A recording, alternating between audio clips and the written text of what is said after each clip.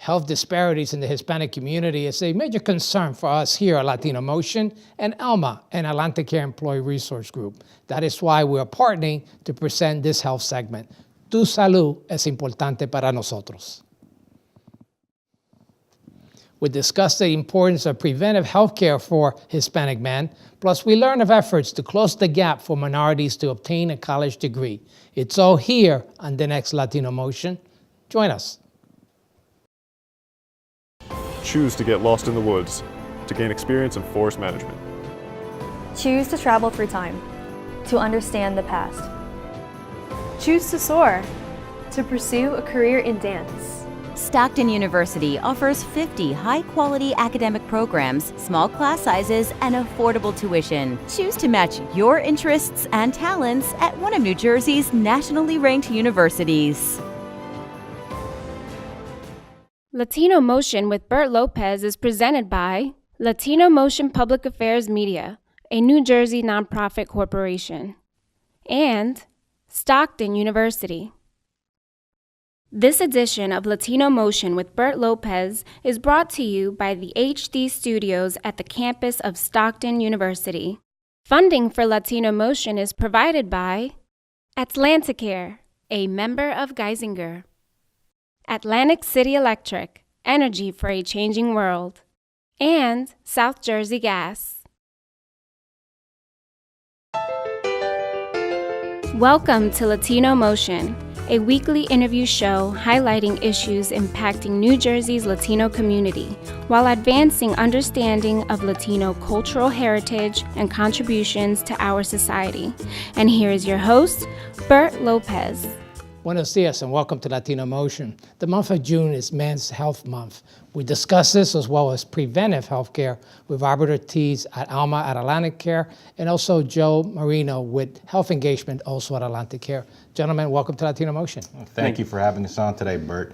One more week to spare, so it was perfect time here in Men's Health Month for us to come on and talk about the importance, like you said, of having a primary care physician doing the preventative health screening all the time. I mean, you got to stay on top of it, especially exactly. Latino males. Yep. We have a tendency to not complain, or, you know, it's a little bit of a machismo thing. We don't want to complain or make it seem like anything's ever affecting us.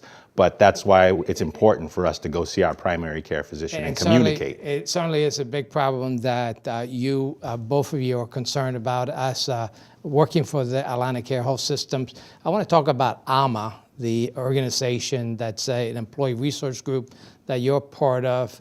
Tell me a little bit about it. We are a group within AtlantiCare, and we do have diversity groups throughout. So now, in order to be a member of ALMA, you don't have to be Latino. However, a lot of the goals are primarily focused on not just the community, but also the other employees, staff within AtlantiCare, helping them to understand Latino culture as it pertains to healthcare and hopefully bridge that gap. And there are disparities, and obviously, Joe, you're with Health Engagement, so yes. You're out and about in the community, try to close some of those gaps. Right. Tell me why it's so important for men's health particularly.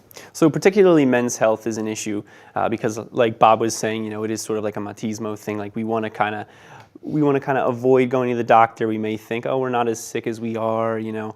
A lot of times that really hits hard for men. You know, we kind of avoid it. We kind of hide things under. So what happens is then certain things become much worse than they really should be.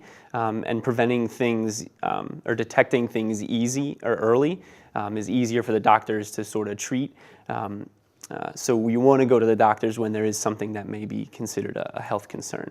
So part of the solution really is to making sure you have preventive health care within the Latino community. I know even African American community, perhaps, we're not as eager to get those preventive checkups, and how important is that? So again, it's very important. You know, when you get preventative screenings, you can detect certain types of cancers early when they're more likely to be treated and successfully treated. Same thing with obesity. You know, before obesity kind of climbs till you get higher and higher and more overweight, you know, a doctor might say, hey, you want to kind of be careful a little bit. The doctor will kind of give you lifestyle changes to kind of tailor those.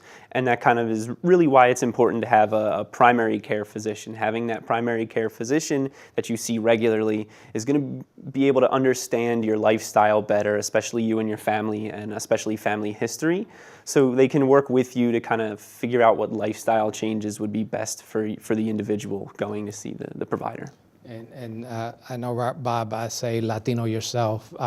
What message do you tell other Latino males in terms of putting aside your machismo and getting preventive care? That is, and I explain it to them. You know, I was raised the same way. Don't complain. You know, walk it off. If you feel an injury, if you're feeling a little sick, guess what? You got to go to work. It's the hard work ethic.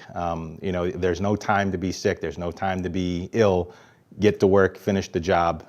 And but again, you can still be a hard worker, but it's important. You're not doing anyone any good when you're not going and seeing your primary care physician and sharing these ailments, no matter how small or minute they may seem. Again, the preventative care maintenance is really what's most important, and it's something that Latino males, we don't do enough. We don't share these feelings of sickness from time to time. And I know there's some health disparities like diabetes, for example, that impacts more in minority communities. Just the fact that you need to maintain, to live a healthy lifestyle, to be able to get those regular checkups and making sure you're taking the medication. That's also very critical. Right, of course. Yes, so there are some statistics showing that it is more prevalent through the Latino communities. So it's really important to get those underway and checked. And that primary care physician, when they do the blood work, you know, they'll get your blood sugars and they'll see how that's going. And any numbers that are, you know, too high, they'll do an A1C is what it's called. And that's like a long-term average to see really if that's kind of escalating, you know, if any pre-diabetes is showing. And when they get, you know, the pre-diabetes, when they detect that, they can kind of tailor it to your lifestyle to kind of make some changes that may help prevent the onset of, you know, diabetes type 2. And obviously within some minority communities, affordability and accessibility is an issue. If you're looking at it from a financial standpoint, going and seeing a doctor and doing the preventative visits is infinitely less expensive than ending up with diabetes or one of these other chronic illnesses that you then have to go and manage that illness. So the sooner you can get in and the more regularly you can see your primary care physician, the lower your health care expenses will be. Obviously, AtlantiCare has a mission care. A lot of it could be free depending on income. Yes, yeah. And speaking of the free, you know, since the new Affordable Care Act just passed, you now can go see a wellness visit once a year for free. You just have to say it's a wellness visit. That way the doctor can kind of see you at least once a year with really no... Well, gentlemen, unfortunately, that's all the time we have, but I do want to bring you back because you're also an artist, and we want to talk about that at some future point. Thank you so much both for being here. Thanks for having us. Please stay tuned. We'll be right back with more Latino Motion. Latino Motion with Bert Lopez is presented by Latino Motion Public Affairs Media, a New Jersey nonprofit corporation. Join us online at www.latinomotion.tv. Find us on YouTube, Facebook, and Twitter. We encourage your comments and contributions for show topics.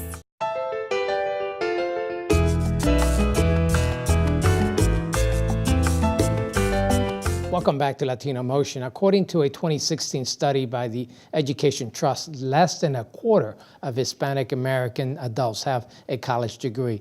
Our next guest is Dr. Jason Carrera, Vice Chancellor for Student Academic Success at Rutgers-Camden, to tell us more about this. And that's staggering. 25% only of Latino adults have a college degree. It is staggering. And first, let me say thank you for the opportunity to talk about this very, very important issue. I think it's really important that we find ways to continue to talk within our communities about the fact that education has such a transformative power embedded in it, and we don't do that enough. So thank you for the opportunity to really talk about this. So what do you think is part of this gap that exists? I think there are a number of different things that contribute to it, right? First, I think the cost of education creates a significant barrier, right? In our communities, we know most families are struggling to make ends meet. And so the cost of higher education has really skyrocketed, and it's very hard for families to even think about how to pay for college. There's also a lack of awareness about college and about how college operates and how to fund a college education. There's a lack of community resources that actually are helping families understand how to actually do things like financial aid. There's fear in the community, right? If a family is undocumented, for example, they don't realize that their children do have access to higher education, that there are funds out there available, there are different types of grants and opportunities to help pay for the cost of college. So I think there are a lot of factors. And there's also a gap even within that 25% of male versus female. Oh, absolutely. Particularly for the male. Absolutely. And we know that our Latino males are being outperformed by our Latinas, hands down. And in some ways, that's, it's a good thing that our Latinas are doing well, right? And we want to continue to sort of lift our Latinas up and make sure that they have the opportunities to succeed. We will also want to make sure that we're providing the levels of support and the levels of resources for Latino males to do well. One of the problems with Latino males is when they do go to college or when they are in school, because of machismo and other factors, they don't ask for help, right? And so oftentimes they are struggling in school and don't have pathways to get the supports and the resources that they need, and so they don't see school as an avenue by which they can continue to move through. What are some of the things that you've done at Rutgers, for example, to help level the playing field, so to speak, to get more Latinos, and particularly males, in the classroom? So we've designed some targeted programming. We have a program called Males United, Males of Color United, that brings Latinos and African American males, and I don't want to leave out the African American males, they're also being outperformed, right? So it brings them together, it allows for them to talk about some of the challenges that they have, it talks about the resources that they have, teaches them study skills, teaches them time management, all of the things that we know are student success strategies, but it also allows them an opportunity to get mentored and to work with other African American and Latinos, particularly males, who've gone through the process, who've used education as a way to sort of create a pathway for themselves out of their communities, or not necessarily out of their communities, but out of circumstances that would keep them in poverty. We know that it's difficult for some youth to get to college, and you mentioned the cost, but just getting in debt, there seems to be like a cultural issue there in terms of getting in debt. Why is it important? What's the value proposition of getting in debt to go to college? I think that, that's a really good question. So college is expensive, right? At Rutgers, we're doing what we can to make sure that we create as much of an affordable access as possible, right? And so we have programs like Bridging the Gap that allow for families who are within certain thresholds of family income to send their kids to our college for free, right? And in the state of New Jersey, they're doing a lot more with free college, and that's terrific. The challenge within our communities is that we're debt averse, which is a great thing, right? But if we're not investing in our Latinos are the largest growing population in the nation, right? If we're not investing in them now, in 2050, when they do become the largest demographic in the country, they're going to be our teachers, they're going to be our nurses, they're going to be our doctors. If we're not investing in their education now, we're not going to have those critical services that we need as we age, as we continue to sort of grow as a society. So it's not necessarily our problem, right? This is a national issue. This is something that we should all be concerned about. And I know as a parent who has a youth in Rutgers, actually at first year at Rutgers, New Brunswick. Congratulations, you should be proud. Thank you, I am. But we're never totally prepared for college. Mm-hmm. And I think, what message do you give to parents? What steps should they take on early on to get their kids prepared for college? Well, I think the family needs to actually prepare them. So I think it should be a group effort, right? Because I think one of the challenges that I've seen is that families send their children to college, but then they don't know what college life is like, and they don't know what to expect, right? Because many of our children who are going away to school are the first in families who attend college, right? And so the expectation is that they can work full time and manage a full-time course load, that they can do all of the things that that the family relies on, right? Like working to help pay the bills at home, when in fact they need to invest time in studying, they need to invest time in building the resources and the connections on campus.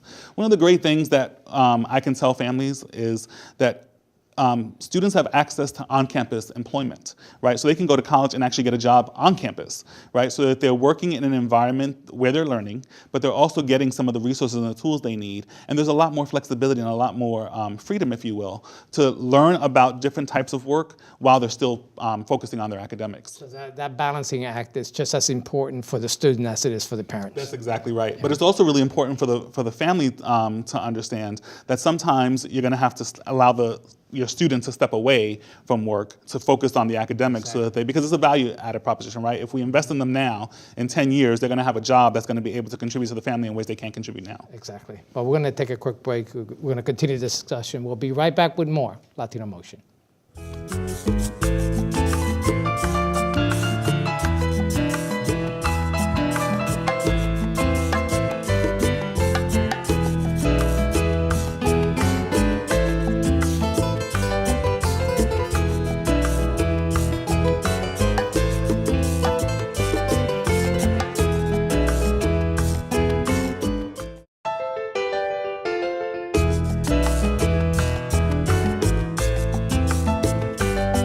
Welcome back to Latino Motion. We continue our discussion with Dr. Jason Carrera on closing the gap of college degree attainment for minorities and particularly for Latinos. And I know that me and you both have an interesting background because we both dropped out of high school.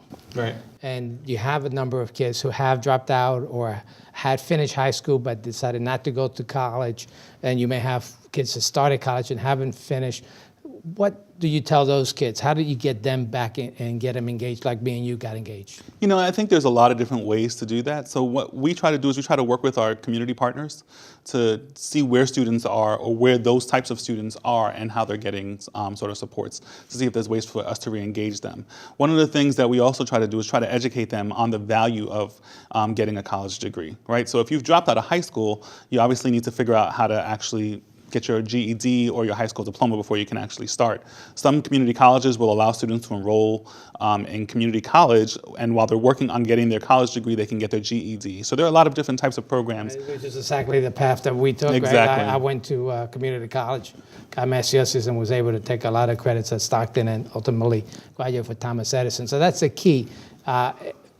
What kind of resources do you provide at Rutgers to help those kind of individuals? So we have a couple of different programs. One of the things that we do is we try and reach out, particularly for those students who started with us and stopped out or dropped out for whatever reason. We try to figure out why it is that they've stopped out. So we reach out to them. We have what we call a retention counseling program. And what we try to do is connect with them and figure out why it is they stopped out. Was it financial? And if it was financial, are they getting all of the financial aid available to them? And if not, how do we figure that out? Are there opportunities for us to provide additional grants or scholarships or other funding to support them as they're working through their degrees? Particularly for those students who get all the way to the end, and we have quite a bit of students who get all the way to the end and then stop, right? And part of that is the way the financial aid system is structured, right? So students who start at the community college, for example, may go 2 or 3 years at the community college and then come on to a 4-year institution and not have all of the aid that they thought they would have to finish their degree, right? What do those students do? In the absence of knowledge, they just stop out, right? So our goal is to connect with them, begin to educate them on other types of resources that are available to them.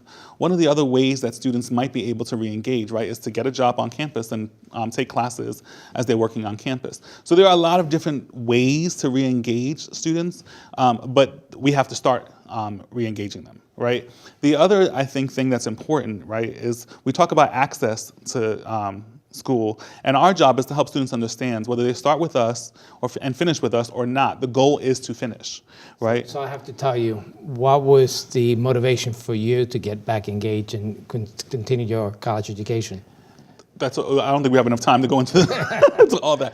I was a high school dropout who was homeless. And so for me, going to college provided me a home. It provided me like a shelter and space and food and all of those things. But I also knew it was the way that I would be able to change my life, right? And that I would be able to do something different because of college. And it was transformative for me, right? I'm the only one, I have 4 siblings. I'm the only one that graduated high school. I now have a PhD. I've committed my life to making sure that students understand the transformative power of education because of those experiences. Right, but I had to learn that from somewhere. And it was people who were in school who talked to me, who helped me understand it, right? And so it's really about how we build those relationships and those connections. And that's why it's so important for us to engage in our communities and to have conversations in our communities and to take people from school and bring them into the community and have conversations with folks so that they understand that they can make these connections and they have people who are rooting for them and working with them to And I know make that it through. adults could be an influence. So I know parents who have had children who decided to go back to work for whatever reason, and now they're struggling in that job. It may be physical labor where they want to do other things, Right. and the only way to do that is to go back to college. What do you tell those adults that could be influencers for those younger individuals? To engage in those conversations, to remind folks it's never too late to get a degree. It's never too late to go to school, and that there are programs and opportunities out there to help you. I remember when I was working at the community college, I had adult learners who came to college who were embarrassed about starting late. And the conversation that I would have with them was, first, look around you. There are a lot of other folks who are here who were trying to do the same thing, right?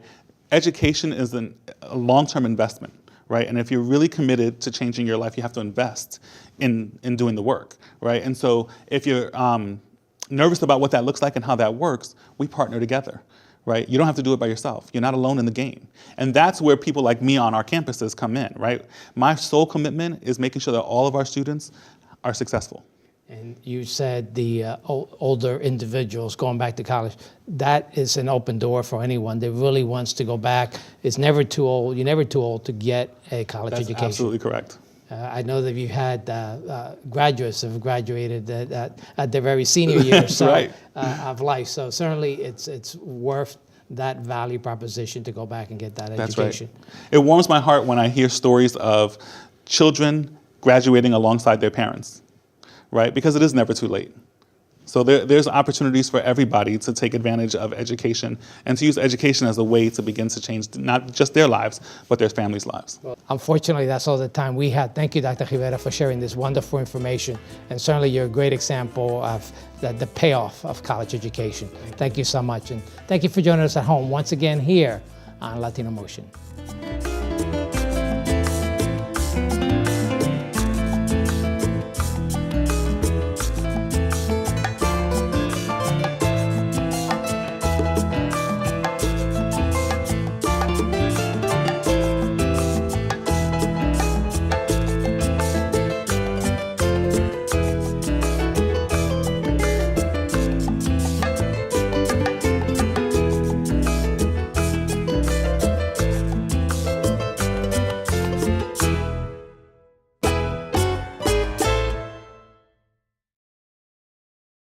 Choose to get your feet wet, to learn more about protecting our environment. Choose to read minds, to understand the human brain. Choose to get your hands dirty, to create a masterpiece. Stockton University offers 50 high-quality academic programs, small class sizes, and affordable tuition. Choose to match your interests and talents at one of New Jersey's nationally ranked universities. Funding for Latino Motion is provided by AtlantiCare, a member of Geisinger. Atlantic City Electric, energy for a changing world. And South Jersey Gas. Latino Motion with Bert Lopez is presented by Latino Motion Public Affairs Media, a New Jersey nonprofit corporation. Join us online at www.latinomotion.tv. Find us on YouTube, Facebook, and Twitter. We encourage your comments and contributions for show topics.